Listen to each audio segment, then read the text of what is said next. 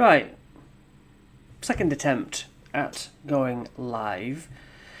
I need to set up what we're looking at today, don't I? So this all sort of started to go a bit wrong. So I need to go to the internet. I hope you're all alright. Better than me, because it's already going weird. Go to D&D Beyond. And it's weird that you can't download the things that I've bought. You know, I know that's how D&D Beyond just works. It's a bit cheeky, isn't it, that you can't just have it on your own device. You can't download it. You can download it to your phone, but they'd stop access soon enough. Is this going to load or not? Come on. Alright, we've loaded. We have loaded. Now I can try and present my screen. StreamYard. We can see something, finally. Right, that is a start. Yeah, my camera was looked like it was glitching and really laggy, and for all I know, it might just be. But we're going to sort of start. Today we're looking at Tower of Storms. Boom. And before we look at Tower of Storms, let's have a little chit-chat. Now that's ready to go. Viewer, right now, can you... Oh, they've gone. I mean, I just need someone to say that this is working. No one is helping me. This is what happens when you stream when you're such a tiny little channel. But not to worry. So anyway, this week I actually got my channel on vidIQ, and vidIQ looks at YouTube channels and gives YouTube advice. And yeah, I must have submitted my channel about 50 times. Nothing. I had pretty much given up, and then I thought, oh, to hell with it, I'll do it this afternoon. Did it and got on. And yeah, so their advice was basically, this guy's putting out loads of content, but it's kind of scattershot and people just aren't really reacting. You know, I said my guides were the best for the viewers and things were organised in playlists, but their advice was to take a step back and make very pointed, focused content, which I am focusing on Tomb of the Annihilation. I'm focusing on Sunday Lives, on Icespire Peak. So my shorts are magic items. I mean, but thumbnails did need tidying up. I should sort of lessen my output a little bit. That's fair enough. Yeah, it's just fair advice. Anyway, there was something else I wanted to say. It's completely gone. Okay, we're going to look at this. This is why we're all here. Tower of Storms. So it does say that this area is not connected to any quest, which I find weird because it's really good compared to some of the other entries that you are set to go to. It's balanced, allegedly, for 3rd level. But lower level characters can survive if they're cautious. Before running this location, review the underwater combat rules. You don't realistically go underwater, but let's review the underwater combat rules. When adventurers pursue Sauergin back to their undersea homes, they fight off sharks in an ancient shipwreck or find themselves in a flooded dungeon room. They basically fight underwater. When making a melee attack, a creature that does not have a swimming speed has disadvantage. That's all you really need to know. Ranged attacks automatically miss beyond the target weapon's normal range. It's harder to fight. You just impose some sort of underwater penalty and you are good to go. So what is the Tower of Storms? We know it is a lighthouse, but it's more than just a lighthouse. It is a temple dedicated to Talos, the evil god of storms. And there's a half-orc called Mosco, and he's a half-orc anchorite. Anchorite of Talos. Half-orc shape changer. He guards the lighthouse and uses a beacon to draw ships to their doom. For the lights act as an irresistible lure to passing seafarers. Okay. An eerie green light is Mosco's own heart. So he is heartless. Torn from his chest in a ritual. And if the heart is destroyed, the beacon's light goes out. Which we kind of want to do because he's luring shipwrecks. Because he's the evil god of storms.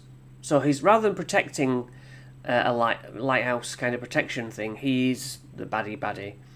We want to stop that.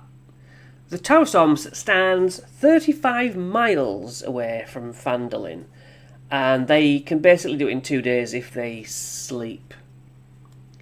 And then there's really jagged cliffs. You can understand what a coastal area's like. Let's look at the invitation first in Phandalin Tales. Phandalin Tales, which one is it? Tower of Storms. So, can you see this? You are seeing this. West of Phandalin, on the coast, is an old stone lighthouse. This is somebody saying it in the pub. Any NPC you want. You could pin this to the notice board. Why not? Ships are drawn to this tower like moths to a flame and they crash upon the rocks. But their wrecks must be filled with treasure, right? So that is why they... Yeah.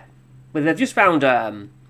last week we covered the Dragon Slayer sword.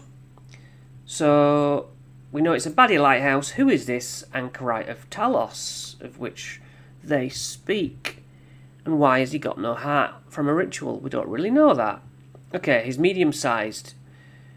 Hit points, 58 on average. And if they're all level 3, what's that? Level 3... So 60 divided by 4 is like 15 health each. Sounds about right. Depends on how many players you've got. So he's doable. He's not overly strong for sure. Innate spellcast. He doesn't have to use components or anything. He does augury. Casting inlaid sticks, rolling dragon bones. Oh yeah, he knows what the weather's going to do. Okay, bless. He can bless himself, give him an extra d4 when he's struggling, which he probably should do first. Lightning bolt. It's all about lightning. 8d6 damage. Ooh, what? That's a lot. That is a lot. Dex save or 8d6 damage. Revivify. You touch a creature that has died within the last minute and it returns to life with 1 hit point. Can't do that on himself if he's dead. Unless he has minions. 3 times a day he can do Thunder Wave, which is 2d8. It's not as good as the Lightning Bolt, is it? But he only has that once a day. Blesses himself, he does Lightning Bolt, and then Thunder Waves everybody. That would be my play. The Anchorite can use its action to polymorph into a boar. Its stats are the same and everything transforms. It reverts to its true form if it dies. If he goes into a gianty boar sort of thing and then dies, that gives him more health if you need him to have more health. They have to like drive down the boar health first and then you've got double the potential for health. A boar, what's a boar's stats? Probably not a lot. But if we stack in, let's call it 60 damage with even 10, that could take another attack. And then he instantly turns back into a boar. Which is cool. So, he attacks with +5 with these cool gauntlets. Which, alright, they've got boar heads on. That's actually nice. He's very much like Craven the Hunter, isn't he? It's not very... He's a half-orc. He's not very lightning-themed and storm-themed, but for a worshipper. Hit reach of 5 foot. He does 5 average slashing, but then the tusk in his boar form only 6 slashing. Yeah. I wonder what. I'm going to have to do that now. I'm going to have to look at D&D Beyond. Let's look at the new boar stats. Monster Manual. Doesn't it? Wow, the Monster Manual has been removed. The other Monster Manual, the old 5e, is not even on that list I'm looking at anymore. Let me show you. Remove that. Present. Stop screen. Because I want to present a different screen, which is going to be the Monster Manual 2024. Boar. B-O-A-R. Boar. As that comes up, you are seeing it. Good. And then the boar. Okay, 13 average. We could 16, 17, 18, 19, 20. Could have 20 more health. I mean, that's doing the... If you do the boar full... This says +3 pushes the target. Yeah, it's the gore attack. So that's changed. While bloodied, the boar has advantage. The target takes an extra d6 piercing damage and knocks you on your butt. Let me just behind the scenes flick over. So it's gone down from a +5 to a +3. 6 slashing in 5th edition, 2014, and then 4 average piercing +3, so up to 7. Interesting. I find that interesting anyway. Yeah. So.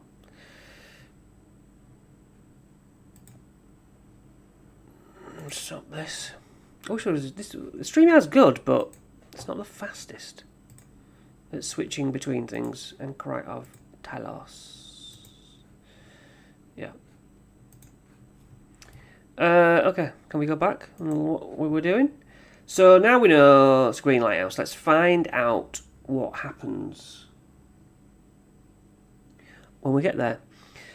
By the time they reach the cliffs, the thunderstorm has reached the coast. So this is giving you have to do it because it's on brand. Storms rage. We've heard the stories that storms, happen around the lighthouse. And people seem to be crashing ships. So there's a causeway going out to a lighthouse. An eerie green light pulses from this beacon, shining out. And obviously shining back. Could hit the rocks. Maybe it doesn't shine back inland so much. Characters searching for a safe way down find a staircase. Okay. On the beach, and I would say another reason to get them to go is to bury some treasure and leave a clue elsewhere. It's all very well saying, people are dying, Senator, on the coast, but treasure's more likely to get them to go. So here's a giant crab. Oh no, giant crab, but it's waving. Characters who can interpret the behaviour as friendly with animal handling will then realise it is, or find out it's a sea elf who's been changed into this shape. Well met, tries to strike up a conversation. And yes, we get some lines of dialogue, but sometimes it's hard to actually instigate, hello, well met, evil harpies, wait, what? Why are you suddenly reeling off plot points? You have to go through the whole thing. I find that quite difficult sometimes myself to crowbar the info in. But anyway, there's harpies apparently. Watch out for harpies. And there's also sharks. There's a big brute it's called Daggermore. And she'll bite your head off just for fun. Okay, shark-infested waters. Harpies flying around. And there's 5 shipwrecks. I'll fetch treasure from one of these wrecks if you help me. Yes, Crab, please. We'll have you help us, because we don't want to go in the shark-infested water, which is understandable. But what does the crab want? Does it say what the crab actually wants? If you help me. It asks them to lay to rest its dead sea elf master, Morale, whose spirit is in a nearby cave. Yes, Exhibit T1. There is a cave. There is a crab on the beach. You've got all this area to plant some treasure yourselves. And then they see the light and they hear about more treasure. Their interest is piqued.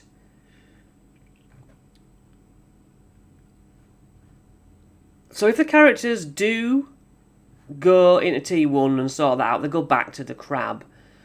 And we'll get to there in a minute. But the crab will say, okay, I'll go get you a weapon. It gives you, whatever they have, gives them a +1 weapon. 1+1 weapon to a character, a single character. Well, thank you very much. This first area says that it's a little climb to a 7-foot high tunnel that passes all the way through a pillar of rock. It's 8 foot high inside, encrusted with lichen. The cave remains above sea level and is haunted by a banshee. Banshees, as we know, have a nasty screen. I presume this is going to link us to 2024, as we learnt last week, but why is it now not doing that? I don't think that is. I think that's the original one. So why did another hyperlink the other week lead us to a more... Perhaps they haven't got around to it. Anyway, the whale. That's what they have to worry about.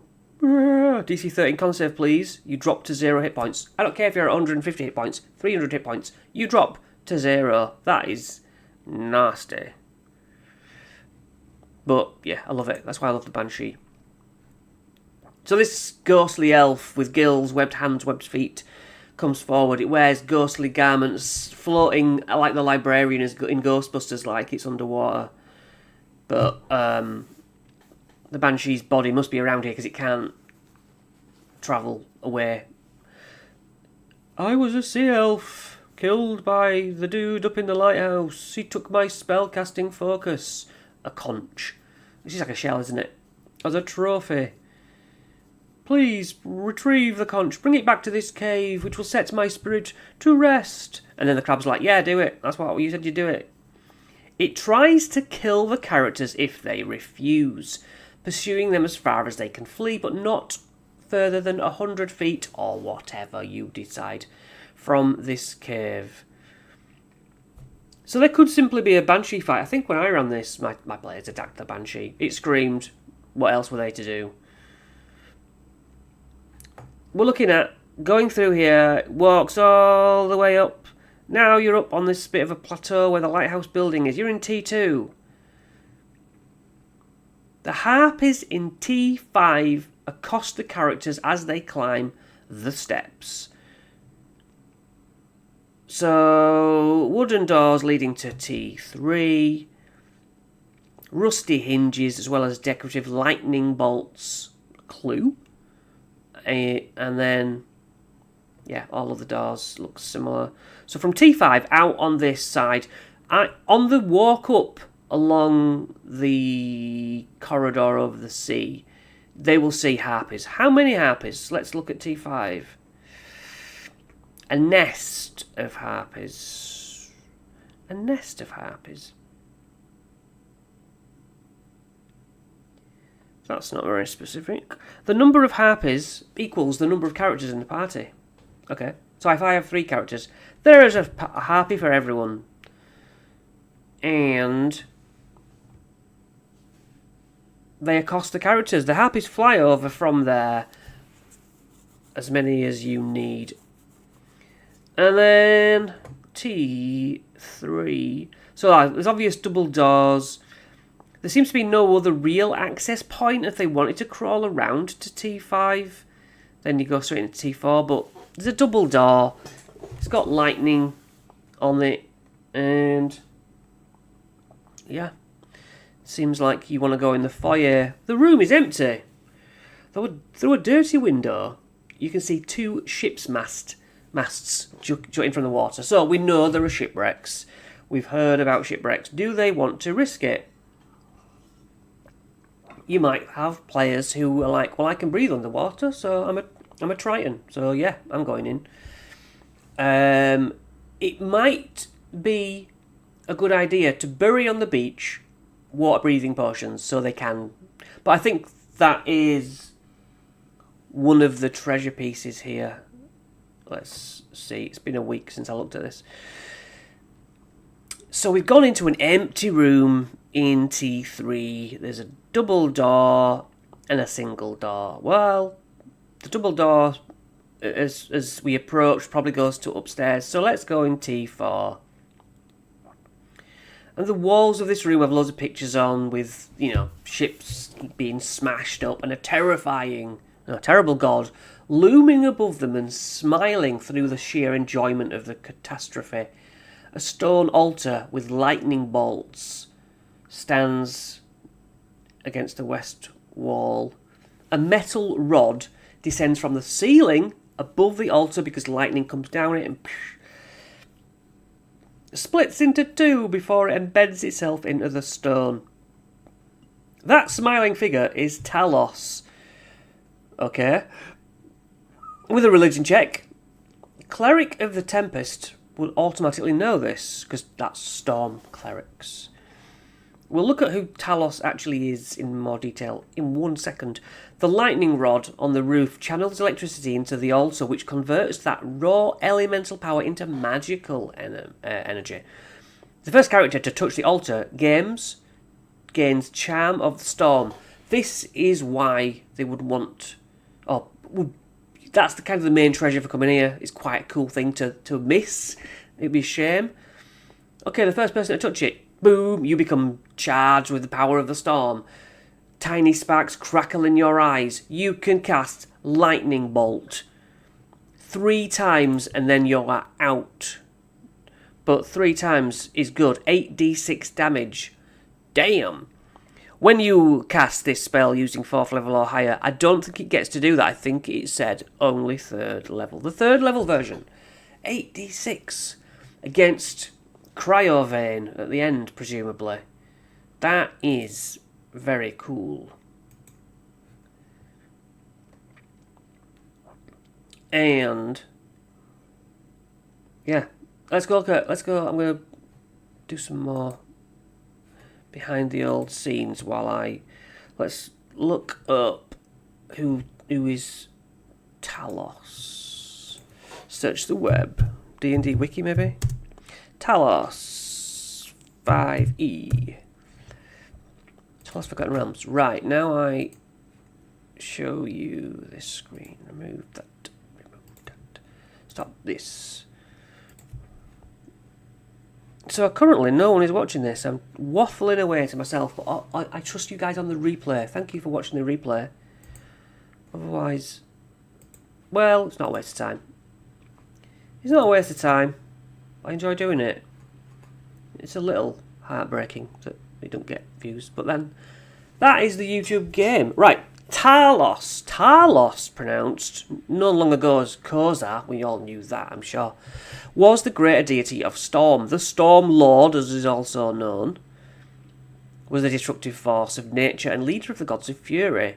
This is part of some sort of spiel what Moscow could give you, and, we didn't know this until now. So they demanded utter obedience from his priests, instructing them to spread destruction where they might. It goes a bit too into difficulties of words then, but we know he's this dude called the Storm Lord, and that's who this fella is worshipping. Interesting. Very interesting. It's just, that. Why is that not in the book? That would be my question. But it ain't. So we go back to looking at what we were looking at. Yeah. Sometimes it's weird what they leave out, I think. Right. So now we know. We know all about the Stormlord. Yes. And then we get the lightning bolt charm of the storm, which is really good, really overpowered. Only one person can get it. It only uses 3 times, which I think 3 times is a lot. And I think they'll use it just for fun against something else, and then they'll have 2 left for the dragon at the end. That would be my suspicion. I know my players, one of them particularly, Charlie, would always be threatening the other players. I'm going to lightning bolt you if you don't shoot your face. But that's just my players. In T5, where's T5? Is that the the T5 is the little outcrop here. It says, a ledge enclosed by a 3-foot-high stone retaining wall serves as a nest for harpies. Well, we've already been attacked by harpies, supposedly. The harpies line their nests with rotting vegetation and the bones of previous meals, which they hunt up and down the coast. The number of harpies present, we've worked out. Oh, maximum 3 harpies. Interesting. And then a harpy reduced to 10 hit points. That's close to 0. Too close. Flies away, hoping to live to fight another day. And here we are, a potion of water breathing. You can breathe underwater for 1 hour. Nice.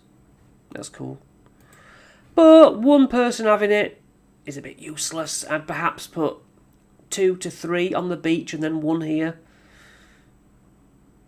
And just see how it plays out. T6, that double door inside, is a spiral staircase that goes up to T number 7, which is oh, it's not quite.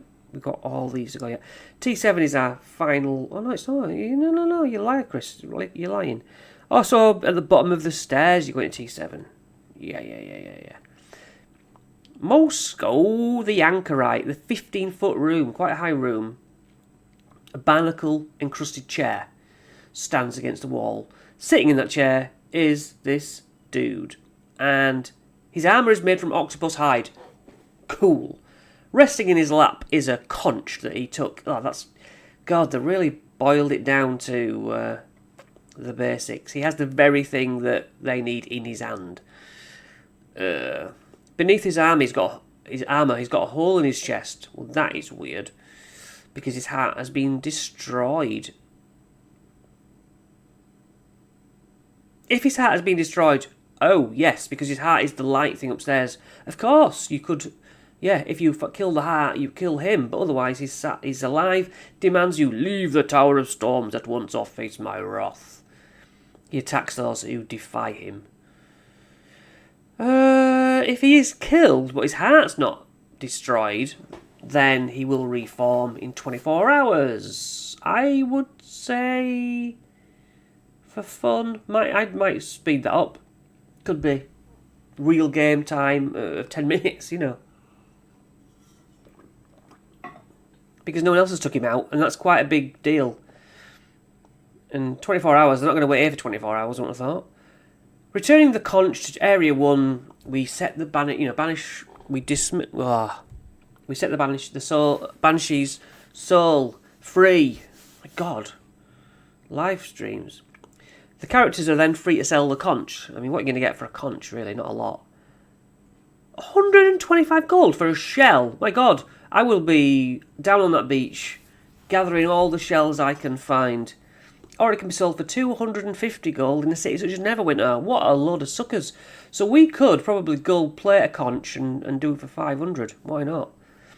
Up in T8, you can see all the shattered masts of the 5 shipwrecks. That's fine. There's a railing around the top. The lightning rod. We now are at the top of it. 10 foot tall.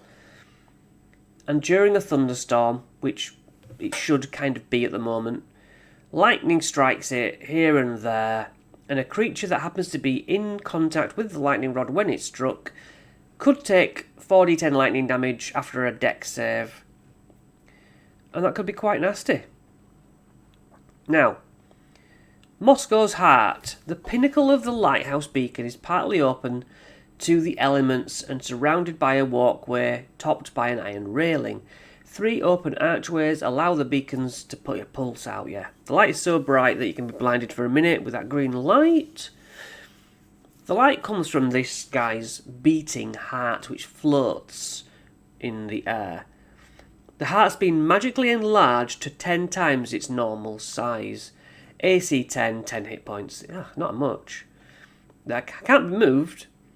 If reduced to 0, the heart light goes out as the organ implodes and is destroyed, leaving no trace. Attacks against the heart have disadvantage unless you are immune to the blinded condition, because you're looking at it to hit it and it's difficult. Then we have a little box. There's 5 shipwrecks, and you're going to need dark vision or magical light, because the light torch will go out in the water. Characters atop the lighthouse outcropping might try to climb down to reach the water. The slope has handholds but is wet. It's an athletics check. You can take some bludgeoning damage for every... taking 1 bludgeoning per 10 feet fallen. 3 long hunter sharks. I did this. I did do the hunter sharks. I presume this is the old... yeah, these are the old ones. Plus 6 to hit. 13 piercing. Has advantage if it's next to a buddy. Oh no. On a melee attacks. Well, you can use pack tactics if you so desire, but hunter sharks nasty. Daggermaw is the meanest and hungriest of the 3, and it attacks characters without provocation after they finish searching 2 of the wrecks. If it wounds a character in the blood, other sharks come. That makes sense.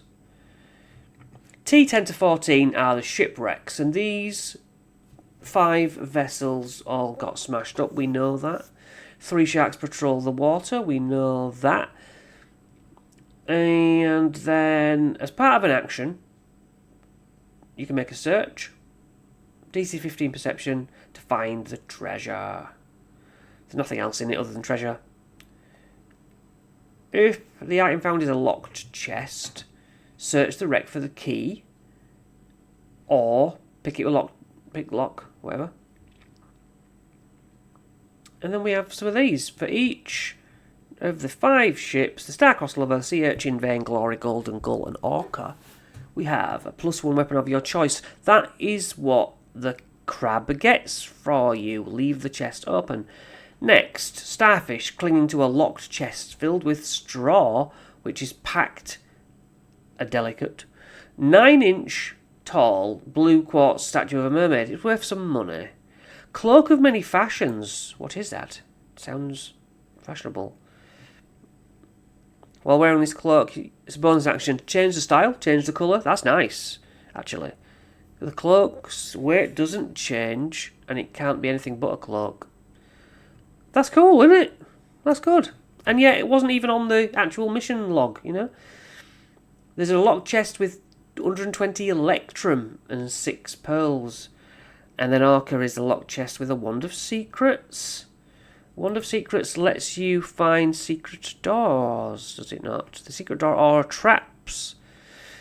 And you have to activate it, and the range is 30 feet. It's not very long, but useful in situations where you're like, there's a secret door around here, but we don't know where it is. The spellbook, Blur, makes it harder to hit. Charm Person, charms people. Comprehend languages, makes you comprehend languages. Whole Person holds you. Mage Armor protects you. Sleep makes people go to sleep. And Spider Climb makes you walk on walls like a freak. Yes, so that is, in and of itself, what the adventure presents us with. And now, for my alternatives. Jesus. Boom. My alternatives. I know it says storms and stuff, but I would say fog as well. Eerie fog. possibly change it so that Moscow, the half-orc, is actually doing this bad thing, this chaotic thing, actually for another reason, to hold something much bigger out. Maybe he's crashing ships to form a barricade so that some massive sea monster kraken or something much worse can't get onto land anywhere around this lighthouse. Just a bit of a twist. Yes, he was doing a bad deed, but for a greater good. I also thought of having him have a trident, because that's got that nautical theme. And I wrote possibly called Stormcaller. Yeah, but it would be cursed for some reason. Maybe storms always follow you around once a day or something, or it always causes it to rain just on you. That's where my mind went for possibilities. Then crash boats. Yeah, you can have. Maybe they get a boat and can go up and down the coast a bit more, or tie it up. There's always the potential for a sea hag, a bit strong, I imagine, but they see maybe a drowning woman off of the coast, off of the beach. They go to help, turns into a sea hag. She can attack and descend into the sea at your will.